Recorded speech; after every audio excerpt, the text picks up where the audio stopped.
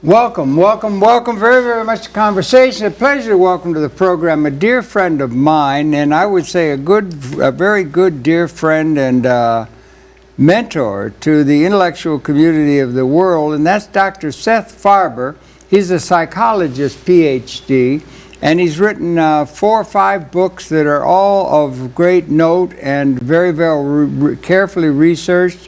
5 books. 5 books that have been published and so forth, and plus a lot of other participation in terms of trying to understand the world. The latest book, which we're going to talk about, its title here, it's up on the podium, you could come in on it at some time, is called The Spiritual Gift of Madness, and is subtitled The Failure of Psychiatry and the Rise of the Mad Pride Movement.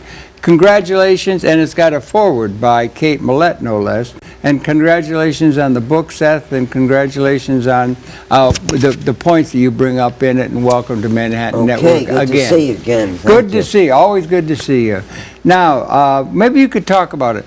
What was your intent when you, what led you to write this particular book? You've written on a lot of corollary or parallel themes and so forth that do come out in this book. But what prompted you to put together the initial research and put this book out?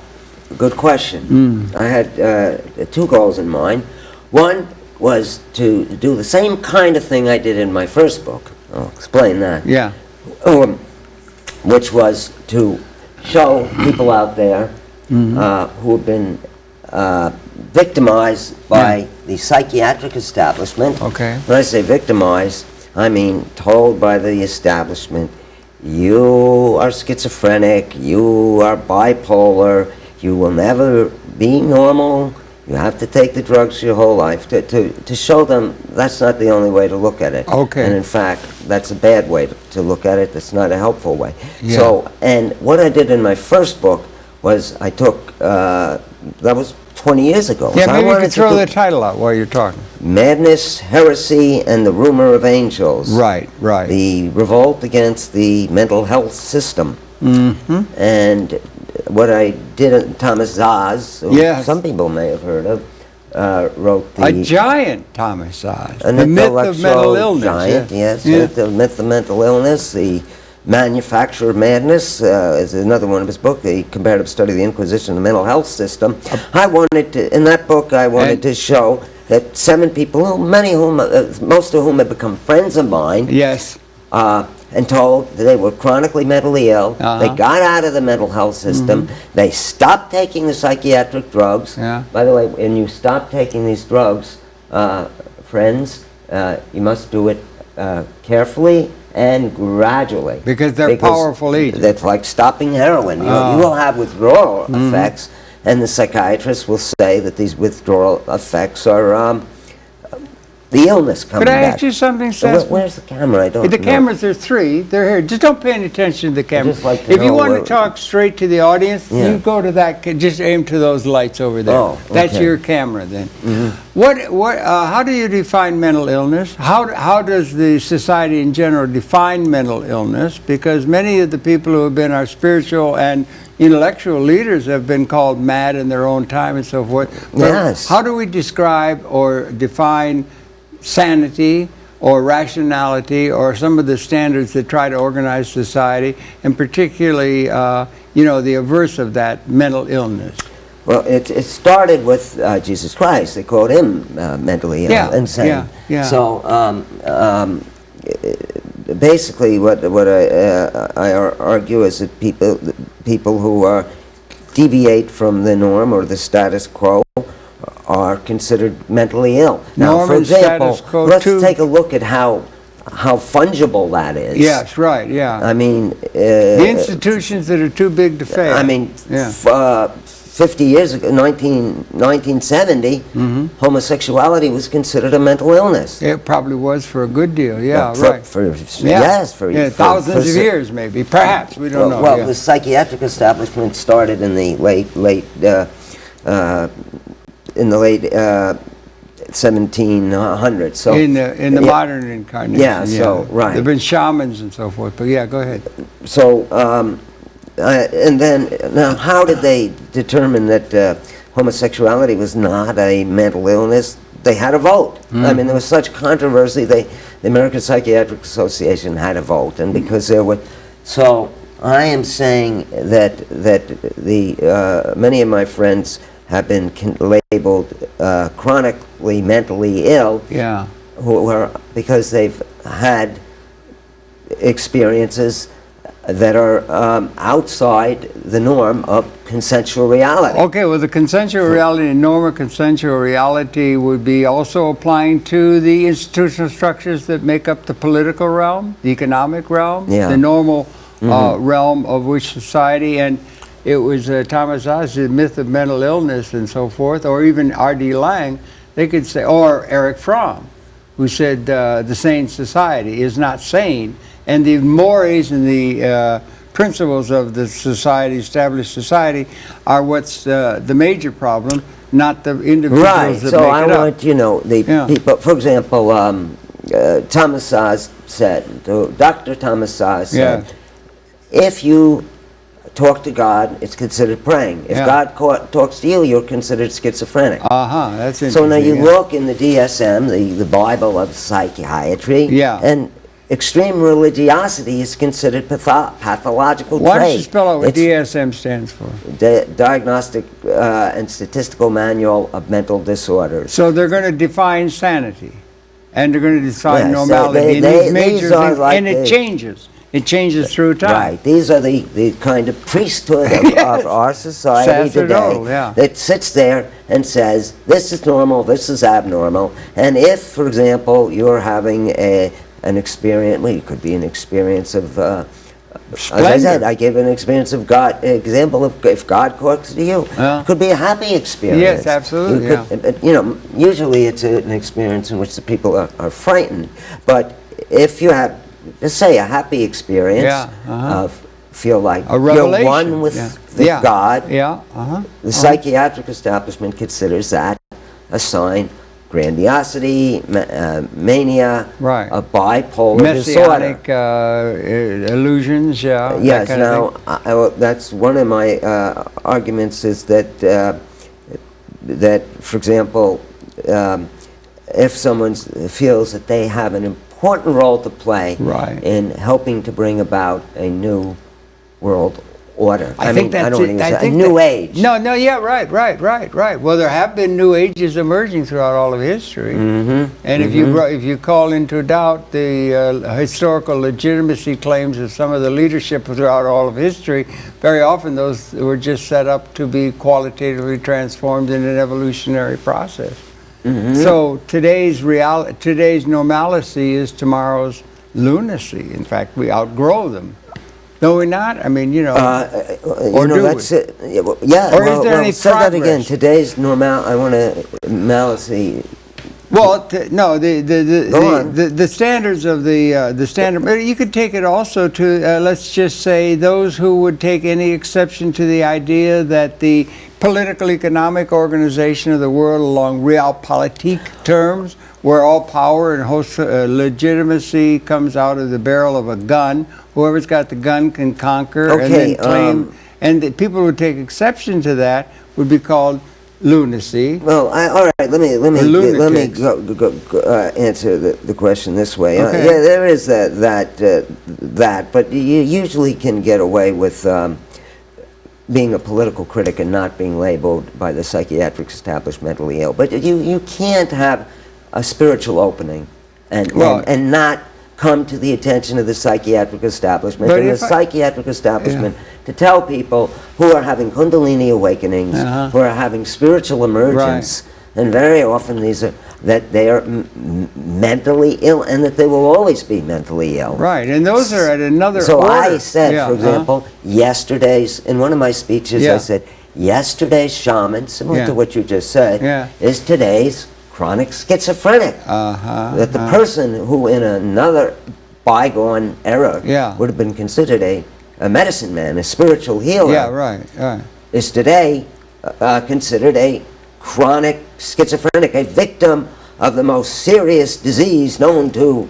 modern psychiatry. Right.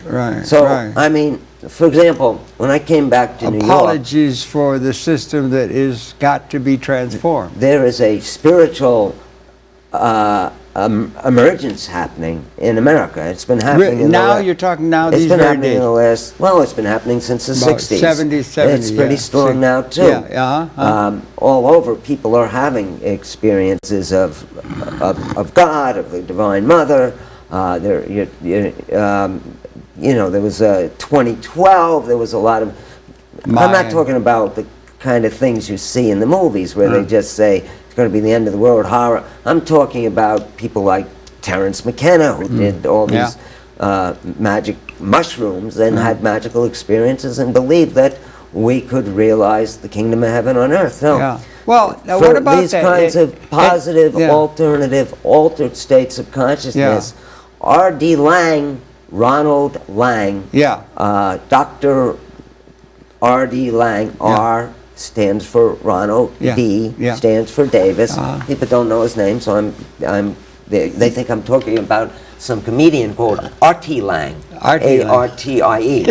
Folks, I'm not talking about R.T. Lang. I'm talking about R.D. Lang. Yeah, and he's a giant, England, Yeah, and you know, he was the first to, what was it we were talking about now? Yes, that people who are having these kinds of altered states of consciousness, feeling that they have a role to play, need guidance. Now, they need, instead of being told you're chronically mentally ill, I tell them you can play a role in helping transform consciousness. Because until there's a spiritual transformation, we're not going to make it. Political, we're not going to make it. We're facing, you know, global warming, and which is just one symptom of the ecological crisis, which is a symptom of the political reality you were alluding to, of treating nature just like a resource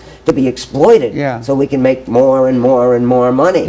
So people who are, we're not going to make it just approaching it politically. Okay, that's those interesting. Those folks here who have the experience of an alternative reality, and many of them do, they have a vision of a world of harmony, of where the lion lays down with the lamb, to use the biblical phrase. Even though when the earth will know God, how's that phrase in Isaiah? Yeah, I don't know. I know Woody Allen said the lion will lay down with the lamb. But the lamb will get very little sleep. You know, because they have these holdovers from past that, and the prophetic tradition, which is available not only to religious organizations or thought and institutions and so forth, but to much of the intellectual community who can understand things increasingly, that we may be coming to a time of a qualitative transformation in evolutionary terms, not just political terms, like what we call history with the wars and so forth. Exactly. Now let me give you a few examples. Now, Paul Levy. Now, in my first book, I had 7 schizophrenics. They had all gotten out of the system, and they were all leading rich, fulfilling lives. Wonderful. Some of them still in touch with, some of them not. I'd like to get in touch with Ellen Smith, but you can't Google Ellen Smith on the. But her story is a beautiful story. She's not famous. You wouldn't know her. Oh, okay. Okay. Unless you remember my book, but that was 20 years ago. Well, I've read a lot of them, but you can't remember everything you read. That's what I'm saying. I'm not going to hold you. Just expect you to remember. You want to talk about Ellen Smith? Well, I'm going to talk about Paul Levy now, but Ellen Smith. Well, let me give you an example. We'll talk briefly about how much time do I have? Well, we've got about another 40 minutes. 40 or 20? 42 more minutes. Good. Let me give an example.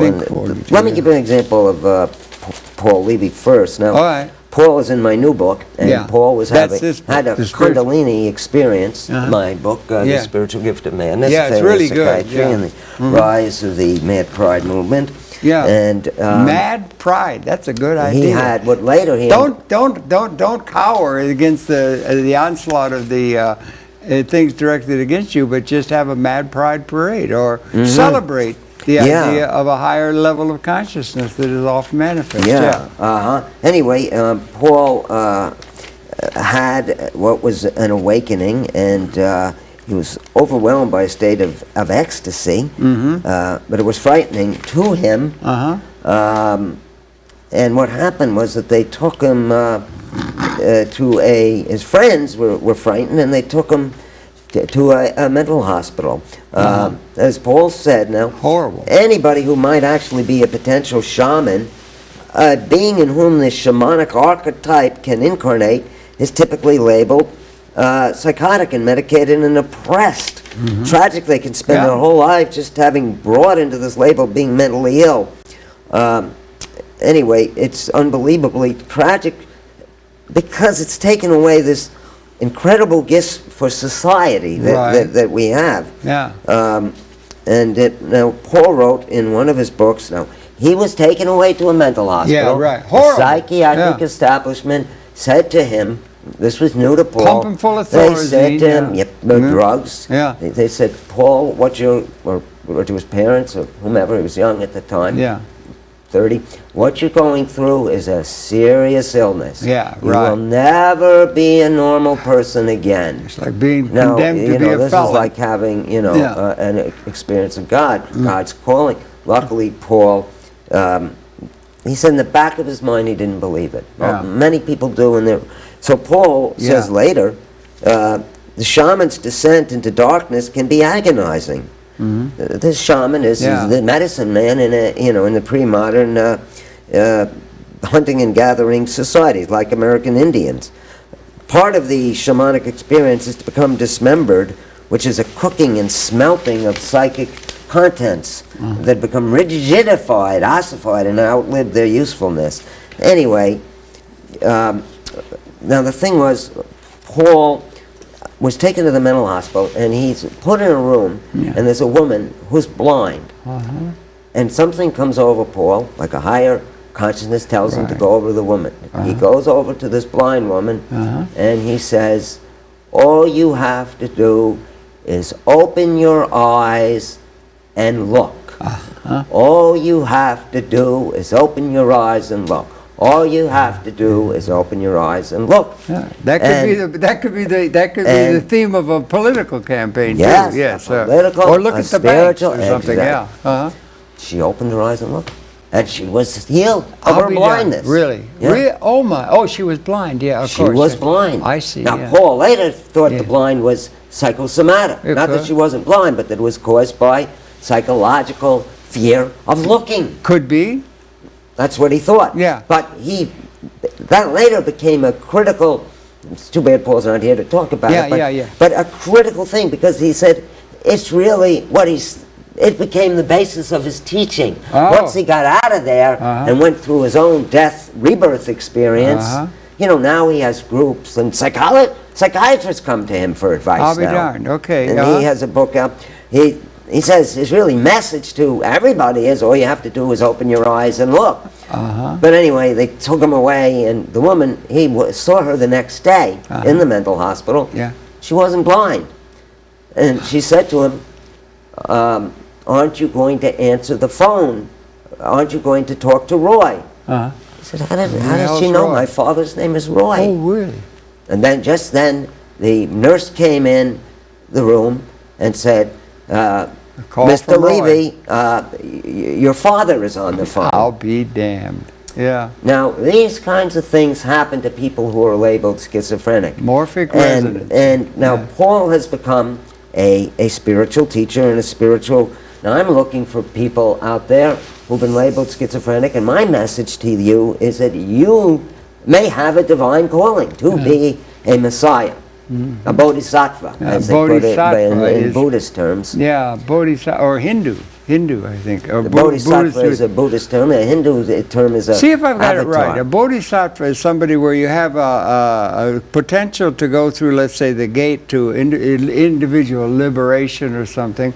A bodhisattva, rather than doing that, will stand aside and then create a situation where everybody goes through the gate of liberation, and then only and then, when everybody is, it's inclusive, then will the Bodhisattva go through and realize it too. But it realized that for everybody. It's that kind of an attitude, which is the opposite of what we see within our political class. So it's so finally defining what is reality. If you understand what I mean, right? Yes, exactly. That's a bit, exactly. That they will not go through the gate of nirvana. In fact, those political leaders will not stop to help others until even the grass is enlightened. Even the Bodhisattva will. Right. But the leader will run through that gate and say, "Follow me," and they will run. Well, that's the way. So I want to take it to. I like the Christian idea. Okay, go ahead. Yeah, you've written "Eternal Day," was a great book. Which is we can realize the kingdom of heaven on earth, and there's no real renunciation necessary. There's a commitment to in the Christian idea, and in Sri Aurobindo's idea, the Hindu, there's a commitment to liberation for everybody. But really, the divine plan was kingdom of heaven on earth. Well, and that the highest happiness and joy can be achieved on earth when the divine light comes down and illuminates us in darkness. Or this can be argued not only by divine or by the creation stories that we've come to understand and got a sense of spiritual values and that sort of thing, but it also said it can be just understood in terms of, particularly now with the, with just a scientific understanding of the universe, which we're coming to understand. So a totally secular, with no divine overarching thing, can be something that can be respected in a way that is heralding a qualitative transformation in evolutionary terms rather than just historical terms within a system. So you have a system's fulfilling, like Homo sapien emerged 200,000 years out of Homo habilis. That was a new state of consciousness that emerged and can be understood in secular terms. So let's not just leave it to people who have a divine intervention. People who are of a secular nature can also have such an understanding. I can only talk in terms of my own quality. Okay, I just suggested.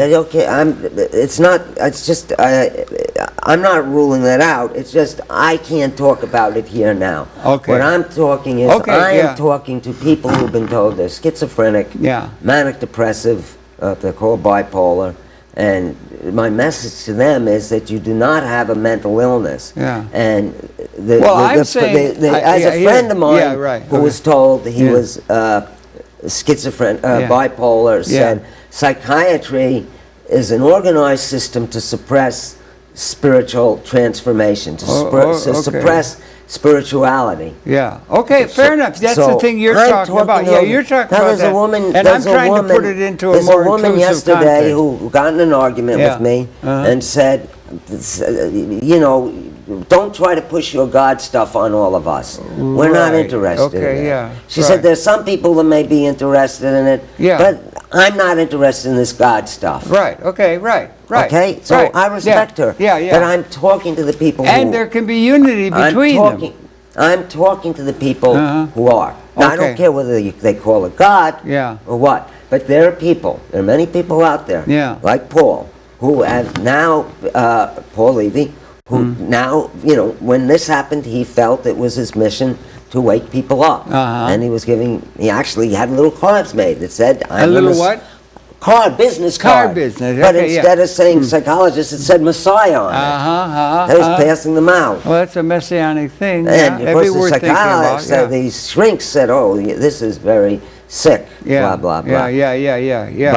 But I don't think it's sick. Now, this is a calling. And in fact, now what happened was, this is how now let me quote R.D. Laing. All right, by all means, R.D. Laing is a First giant. I'll quote this woman who was considered seriously mentally ill.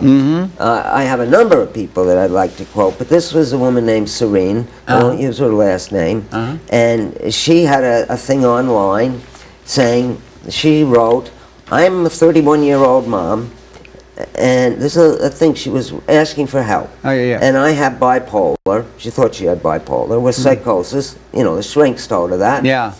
I'm a psychologist, and I'm against this whole thing. Anyone turned in late. I'm an anti-establishment psychologist, and I support the mental patients' liberation movement, sometimes called the psychiatric survivors movement, and now frequently referred to as the MAD movement or the Mad Pride movement. Yeah, good. I think that's good. When I go into mania, she wrote, I have conversations with God, and he has told me how he plans to bring together the plan for the ages, or how he is going to bring about global awareness. And it is something that I have to do, she said. Now every time I go into mania, I'm consumed by it. When I come out, I'm normal, but still believe it. I mean, what better thing is there to believe than God has chosen you to do an earthly mission for him? Folks, many of you have an earthly mission to do God's work on the planet. And let me give you an idea of the vision that came to her. And now I wrote to her. Yeah. Oh, you and did. I said, I'm a psychologist. Yeah. I believe you have that mission. Okay. You have that mission. You know, everyone's telling her she didn't. Yeah, right. Yeah. And she wrote back, what kind of mental illness do you have? She couldn't believe that I was a psychologist. Yeah, there could be. So I was having a hard time convincing her. But this is what she wrote. And this is beautiful. Now, this is a woman in the hill. I won't say where she is. She's in Canada, but I won't be more specific. Okay. Out in the boondocks. Yeah, okay, right. And so this came to her, this vision. And Jesus is incredibly real, and heaven is on earth. We just can't see it. We're deaf, blind, and mute. Even our skin cannot feel it. We are creatures of light, of truth, yet live in the darkness of our humanity. You know, it sounds like a scripture or something. Very beautiful. And yet, this is just, I don't think she's even very intelligent woman, but she didn't go to college. Reflecting a higher order of consciousness. Yes. Yeah. Jesus said we are all gods. When the time comes, our hearts and our eyes will be open, and we will see what is love. Our hearts will be filled with fire to light the darkness. And 2 commandments, love God above all things and love thy neighbor as thyself. I mean, those will be what we will follow. We will no longer have war. And how can we not love God? We will have a direct relationship. The war's on here on earth. You know, we're creating these wars. When love is the most important thing in earth and in heaven, and when we realize that, the wars will stop, the conflict will stop. Now, I believe that this woman has an important task. Absolutely. But I lost her. Yeah, and the love is denied. Love by is so denied. much of what is so-called reality that Eric Fromm She said the same thing to the psychiatrist that she said to me. She said this kind of thing to the psychiatrist. And Eric Fromm said that, did he, in the Sane Society? That the Sane Society is not sane? Yes, he did. He said, and I'm going to quote Lang too. Root and branch. And insane. And what Paul says here, he's another bipolar in the eyes of the establishment. In my eyes, he's a Messiah. I'm using Messiah in a plural sense. I'm using it in the collective plural. Messiah. Yes, collective, and also we have messiahs, I say. Yeah, messiahs. I want to promulgate that idea, because one person can't do it, but not everyone is waking up all at once. Right. And I believe that people labeled bipolar and schizophrenics are waking up, and the shrinks come and try to put them back to sleep. Yeah, that's right. Now, what happened? They would have done it to Jesus. Do you know what happened to Serene? They did it to They gave her electroshock. Yeah, oh boy. They gave her electroshock. To try and get him back. She said to them what she said to me. And, you know, of course, she thought I was crazy because I was saying, you're right. Yeah. Now, she thought you were crazy for saying that she was right? She was, you know, it's sort of like... that's transference on a large scale, isn't sort it? of like Groucho Marx said, I don't want to belong to any society that would accept me as a member. Yeah, right. We got these quotes down by our comics, who do it. Yeah, now, if she saw me in person, you know, I'm a little eccentric, but you know, I'm not not terrible. You're not off the deep end or anything. You're making a lot of good sense. I'm not quote unquote schizophrenic. And you write beautifully. You know, declarative sentences. So I could have convinced her, you know, that I got my feet on the ground. Yeah, absolutely. I would testify. You want to testify? Some of the wisest people. You want me to certify you sane? Yeah. Okay. With my signature, a big scrawl. I'll do it. Well, I got the Ph.D. Yeah. I said, well, now she believes me, but you know, at the time she didn't. Yeah. And she was up there in the boondocks. Right. And if she, you know, I would have maybe could have convinced her to don't go through a lecture shop. Now she doesn't. And your book was Kate Millett. Yes. Kate Millett was a giant. Now Paul Levy said, that's right. I have Kate Millett. I have certification from some of the most brilliant people on the planet, including Dr. Thomas Saz.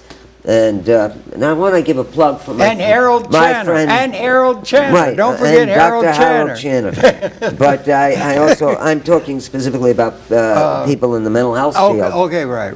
And I want to give a plug for my friend Peter Bregan's book, Toxic Psychiatry. Yes. I've had my disagreements. I don't agree with everything, but it's a very important book. Yeah. Now, friends, you read that book, and you will see that you've been fooled by the mental death system. You've been fooled into thinking that you need drugs. You don't need drugs. You don't need their drugs. But you need to get off them slowly. Now, before I quote Paul, this gives you an idea, though, because if you're in the hands of psychiatrists, don't tell them your deepest feelings. You're right. You do have a mission. You're right. We can create the kingdom of heaven on earth. We can. It's going to be hard, but we can do it. But it may be hard. We may lose, but we got to believe in ourselves and try. But don't say that to the psychiatrist. Now, when he comes around, say, yes, I know I have some of my deep emotional problems and I'm working on blah, blah, blah. Yeah. I will take my meds. And when you get home, every day takes a lot. I was going to say flush them down the toilet, but I do have to warn you, you're addicted to them now. So you got to go slowly. Get off them slowly. Now, I can prove to you, which I will do, that these drugs do not help you. And really? Okay. Yeah. Well, for example, that's very definitive. We had the Harrow experiment, Harrow's experiments, and he looked through all the data, and he found that you compared the so-called, we're dealing with people who are labeled schizophrenics. Right, okay. We're considered schizophrenics by the psychiatric establishment. 10 years later, the ones that had been on drugs were still having miserable lives, going in and out of mental hospitals. They were not working. Sad, yeah. They didn't have relationships. Yeah, terrible. The quality of their life was not good. Yeah. Whereas those people who stayed off the drugs, never got on the drugs, didn't become addicted to the drugs, were working, had relationships, were married. And overcome a temporary thing. That's right. It's, as you also have to read Friends, Bob Whitaker's book, and Bob gave me a nice blurb. Anatomy of an Epidemic, and that's where he shows why is it, Harold, that you had what is the statistic? You had like 500,000 people on disability. You had 100,000 people on disability in 1950, and today you have like 4 million or something. No, 100. What was it? I don't know the exact figures. A couple 100,000 in 1950. Yeah, and now you have several million. On disability, Social Security. Yes, on mental disability, psychiatric disability. Well, I think it's, if I may. Well, I can tell you the answer. I can tell you the answer. I can tell you my answer. You tell me. All right, you tell me your answer, and I will tell you mine. I say it's the answer because Bob demonstrated it in his book. Yeah. You want to guess? You want me to tell you my answer? Yeah. I think it is the psychiatrists are very, on the whole, or psychologists tend to be very, very humanly oriented people. And I'm not so focused as you are upon, the psychiatric community or the drugs. I'm focused on economics. Okay, all right, Harold, I'm the guest now, and I don't want to talk about economics. Oh. But if you want to answer, No, I'm stay saying on the question. that's why the psychiatrists have told people that they are on disability so they can get some little bit of material comfort and money. Okay. Because the only way you have to get money. All right. That's my thought. Okay. And it would be let me tell you what Bob. It would be a favorable look at the psychologist for doing that and helping the human being out materialistically. Let me tell you what Bob Whitaker showed. Okay, tell me what Bob Whitaker said. Yeah. Also, besides the Harrow experience, besides Bob, I want to... Harrow? H-A-R-R? Yeah, Martin Harrow. Harrow, H-A-R-O-W? H-A-R-R-O-W. Yeah, okay. I thought I heard Harrow. What you had, no. Yeah. But what you have is, for example, let's take so-called bipolar disorder. Now, you have young kids, let's say 12, 13, who are labeled attention deficit disorder. Yeah. Okay? Ritalin. They're now, let me finish. Yeah. Let me just make the point. I'm sorry, go ahead. They are now put on things like Prozac and Zoloft.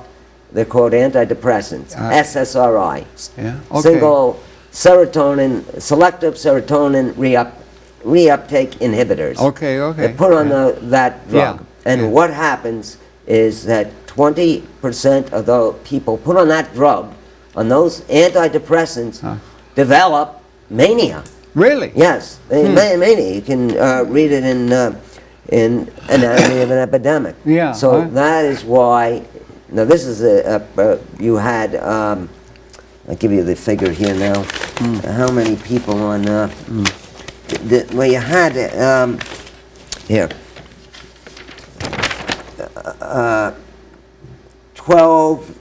approximately 13,000 people who had bipolar disorder, then called manic depression, in 1955. Today, there are close to 6 million adults with this diagnosis. 83% of these 6 million are severely impaired. Okay, so in the old days, it was a small number. Okay, the drugs do that. The drugs do that to people. They used lithium for that, I think. They used to use lithium. Lithium, yeah. But these drugs make disabled people. Lots of children are put on the drugs. Many of them are put on Ritalin for the attention deficit disorder, and many of them are put on. The drugs are going to make their episodic illness chronic. Okay. Now, okay. You've had some good experience with psychiatrists, but forgive me if I ask this question, but I don't think you've ever been in a loony bin, right? Not in a loony bin. No. Right. No. Okay, so that's a very nice way to put it. Yes. Yeah. No. Okay, so my friends are people who've been in loony bins, and their experience with psychiatrists are not as good as the experience. One flew over the cuckoo nest type yes, stuff. And their experience has been horrible. Yeah, and they also lock people up in loony bin full of Thorazine, and then they can steal their assets. Right. So their experience is that they're unable to function afterwards. They're labeled bipolar. They become bipolar from this. In my book, I interviewed Katie Simon. Yeah, okay. Who's a young woman who was put on these drugs when she was 14. A very bright young woman. She was, I think she started off in a yeshiva, a school for, a Jewish school. Her parents were religious Jews. Yeah. And anyway, she ended up going to Vassar or someplace like Vassar. Yeah. I think it was Vassar. But there was such pressure on her. Yeah. And they put her on drugs. She had a kind of a breakdown because of the pressure on her. Yeah. And the drugs, she would tell you, made her unable to function. Yeah, right, absolutely. Now, had she not gotten off the drugs, she would be unable to function today, and she would be in that large class, 6 million people who are considered bipolar, 83% of whom cannot function. So she got off the drugs. Yeah. And you, too, folks, can get off these drugs, but you have to do it slowly. But so... that explains the fact that they're labeled bipolar. Okay, now a lot of poets and artists.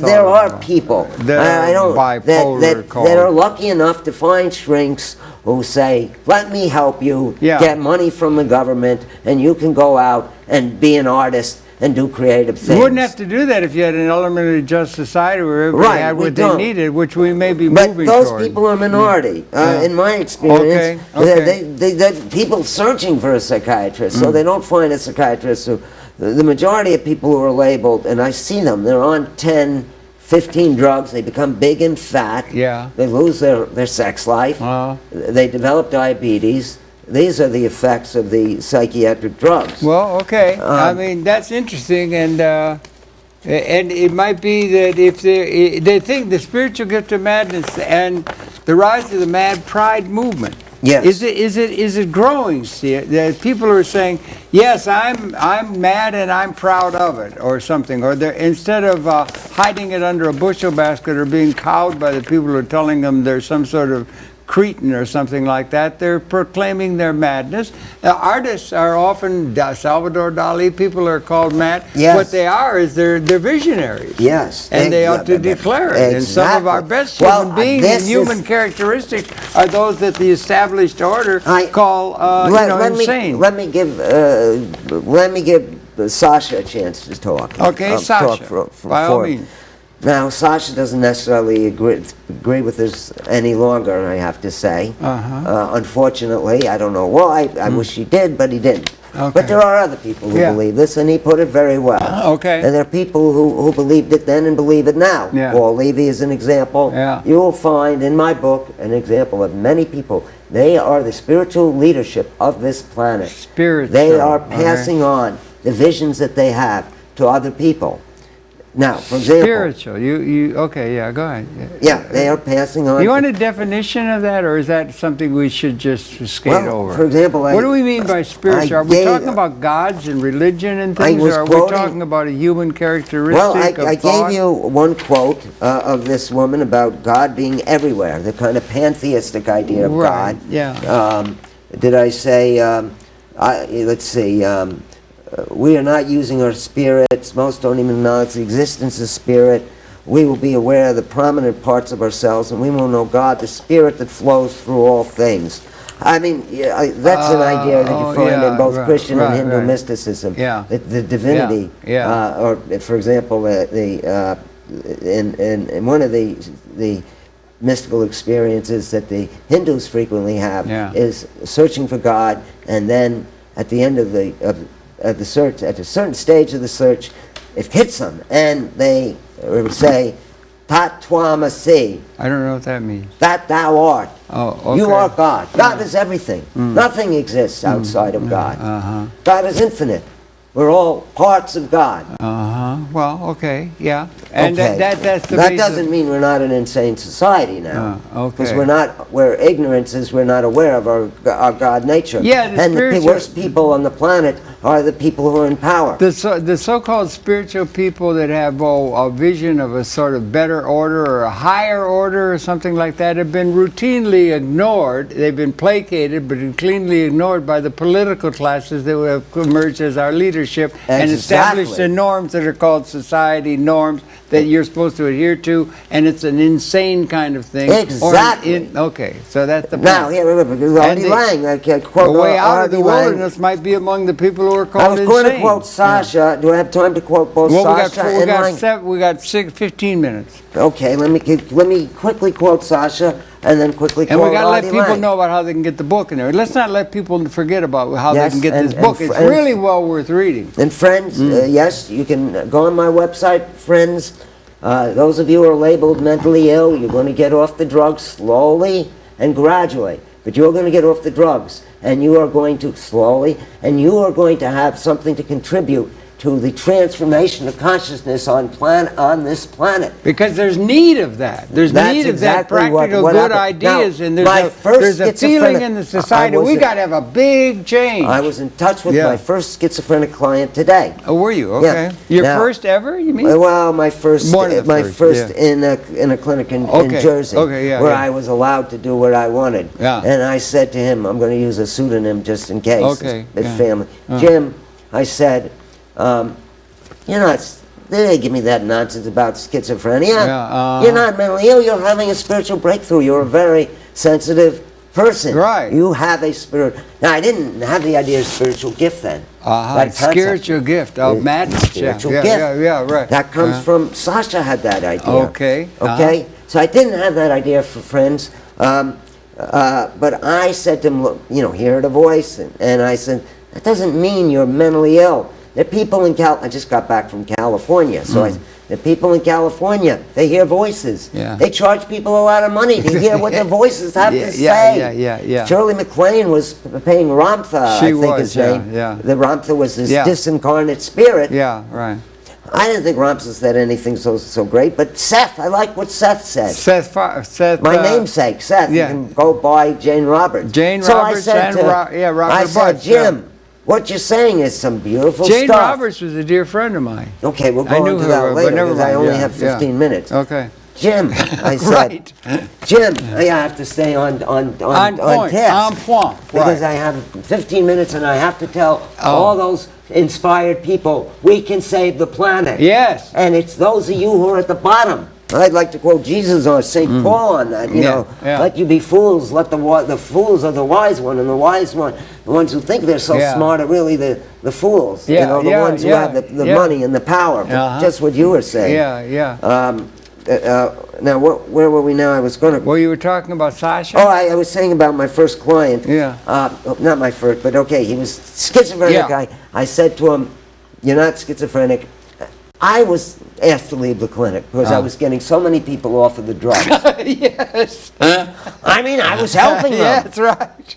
Can't have that. Right. So I only had a few months with him, but I did convey to him that he's not mentally ill. And I gave him a book about Sri Aurobindo by Satprim. Aurobindo, and the great mother. But he said that this book by Satprim taught him how to meditate. And that enabled him to find his ground when he had these so-called psychotic experiences. Yeah, right. And when he found his ground, it's like these so-called psychotic experiences were positive experiences, as I was saying before.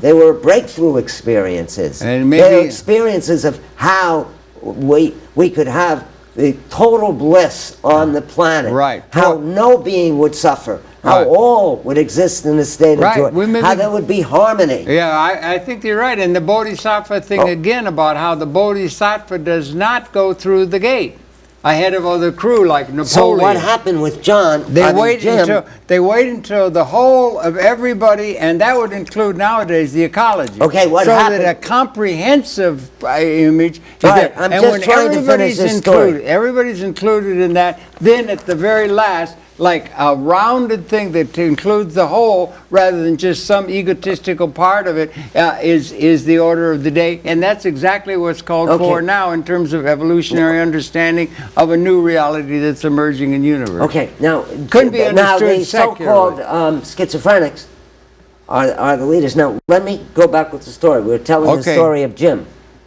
Now, his parents kept saying, you're schizophrenic, you're schizophrenic.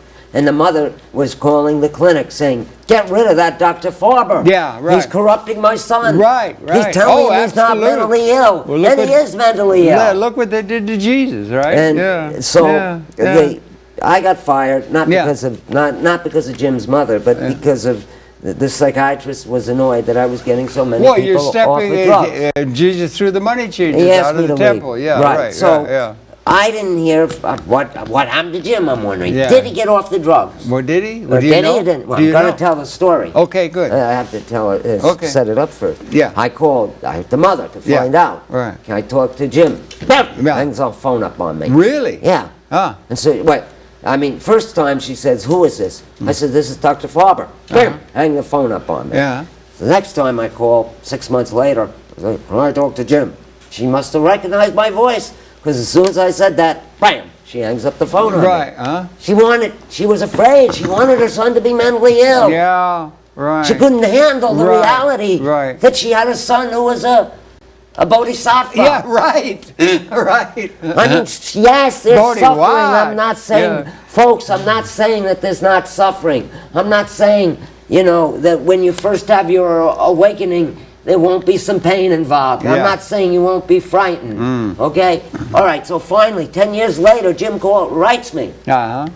He Googles me on the internet. Yeah. Says, how you doing? Yeah. Blah, blah, blah. Uh-huh. He's fine. He's Yeah. been off the drugs for 10 years. Wow. Hasn't been back in the mental. Now it's 20 years. Yeah, wow. Okay, Yeah. good. So, now. So that's an inspiration. Yeah. That should be an inspiration to you to continue Against the slings and arrows of ignorance directed outrageous, at you. slings and arrows of the. Now, Sasha was. Now there are more and more people that are joining this spiritual messianic movement. Mad pride. You use the term mad pride. Mad pride, and movement. I'm calling now for a messianic wing of the mad pride movement. Okay. Now, some people say, why pride? They don't use the term pride so much anymore. It's the people in the movement tend to refer to it as the mad movement. Well, it's got a nice ring, mad pride. Okay. It's got so a nice if you like alliteration. Mad pride, folks, you can use mad pride. Yeah. Now, this is, I was going to quote what... And to be proud of your bodhisattva nature. Yes. Not hide it under a bushel basket. Now, they need guidance, and that is something that happens, and you have to get off the drugs slowly, but I got many people off these drugs. That was why I was a threat to the. I'm not working in a. There's a big pharmaceutical industry behind that with economic people need interest. to know. That's why I say read Peter Bregen's book. In 1978, the American Psychiatric Association had a meeting, and they appointed a committee, and they decided, in order for us to financially survive, we need to take and solicit money from the pharmaceutical industry. Now, as Peter Bregen said, out the window went their ethics, their role as a professional body.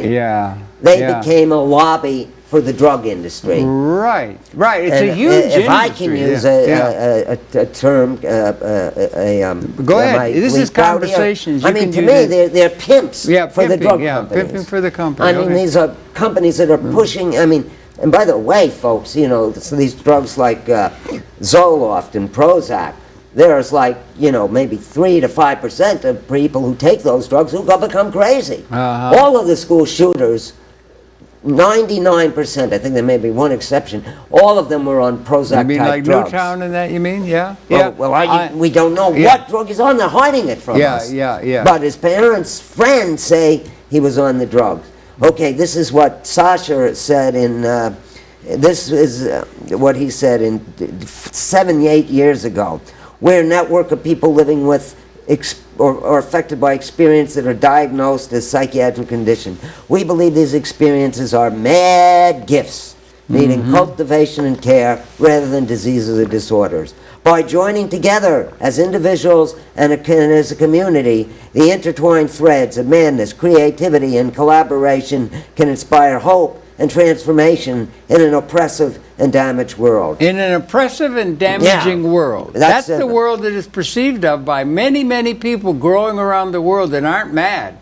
So there's a lot of allies outside of the mad movement that would be able to resonate with the mad movement and join in them. Right, and I am saying... in fact, Sasha said at that time, participation in the Icarus Project allows us to overcome alienation and tap into the true potential that lies between brilliance and madness. So this is... Between what and madness? Brilliance. Brilliance and madness. Thank you. So I am calling for a messianic wing of the Mad Pride movement. Messianic, so we're going to get together. They read my book, you'll understand. We're going to have not one Messiah, but 1,000 messiahs.